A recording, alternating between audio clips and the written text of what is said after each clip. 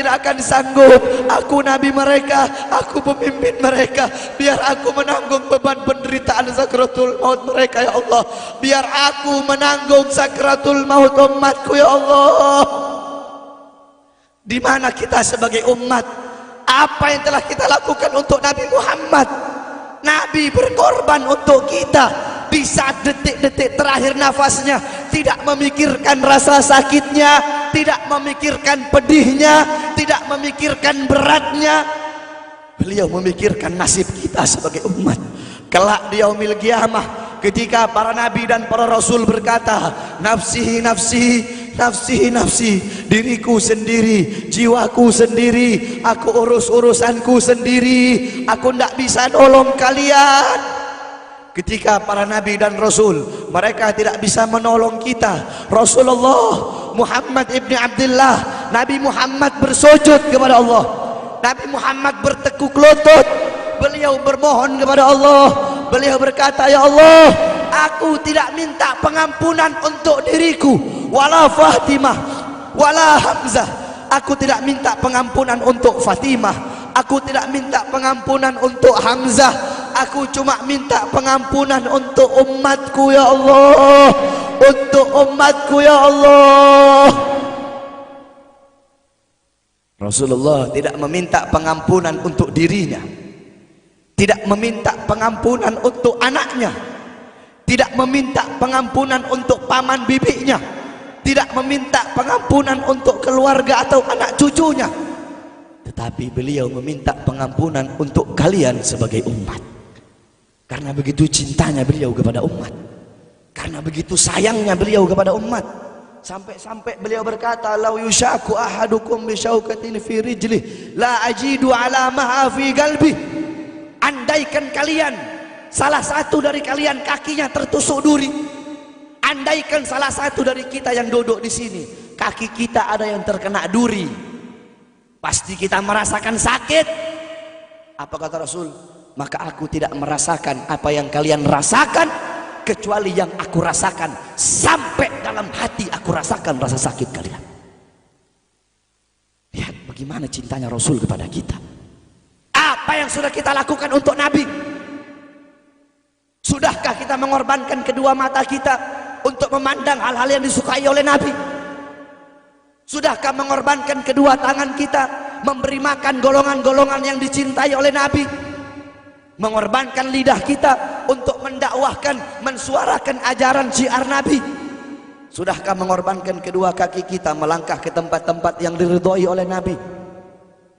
Kita masih belum bisa balas jasa Nabi, dan tidak akan pernah bisa membalas jasa Nabi Muhammad. Jangankan kita duduk di sini berjam-jam, walaupun kita duduk di sini sampai pagi kita duduk, seumur hidup kita duduk di sini, masih belum bisa membalas jasa Nabi Muhammad.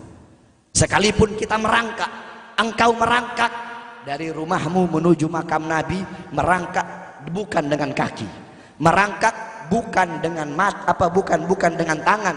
Walaupun kalian merangkak dengan kedua mata dari rumah kalian menuju makam Nabi, itu masih belum bisa membalas jasa-jasa Nabi Muhammad sallallahu alaihi wasallam. Kita tidak bisa membalas jasa-jasa Nabi Muhammad. Kecintaan kita tidak ada apa-apanya. Apakah kecintaan kita lebih besar daripada kecintaan seorang anak kecil yang ada di zamannya Syekh Abdurrahman Ad-Dibai? Di zaman Syekh Abdurrahman Ad-Dibai, pengarang Maulid Diba, ketika beliau ingin berziarah ke makamnya Rasul, ketika beliau ingin ziarah ke makamnya Nabi, ada satu orang anak kecil ingin ikut berziarah. Maka kata rombongan, hai anak kecil, engkau tidak boleh ikut. Ini perjalanan memakan waktu berhari-hari, bisa 4 hari, 5 hari, bahkan sampai 1 minggu. Kau tidak boleh ikut. Pergi anak kecil tersebut. Pergilah rombongan Syekh Abdurrahman Ad-Dibai untuk ziarah ke makamnya Nabi.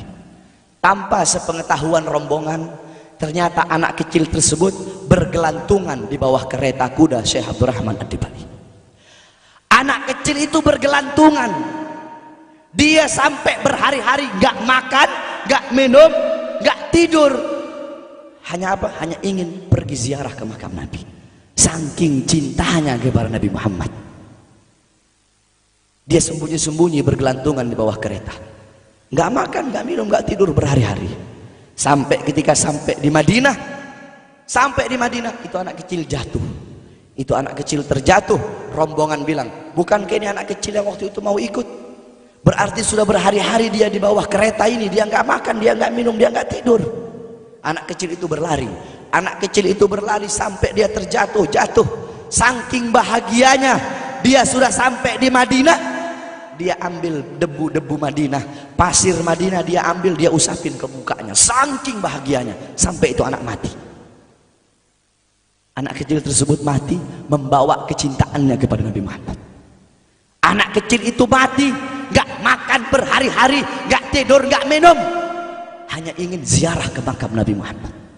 Padahal anak kecil itu tidak pernah memandang Nabi, tidak pernah berkumpul dengan Nabi, tapi kecintaannya luar biasa kepada Rasulullah.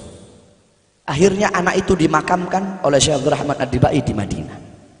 Anak kecil itu dimakamkan di Madinah.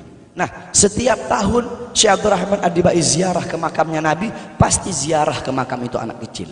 Yang anehnya, setiap Syekh Abdul Rahman Ad-Dibai ziarah makam anak kecil tersebut, kubur anak kecil tersebut bergeser dengan sendirinya mendekati makam Nabi Muhammad SAW.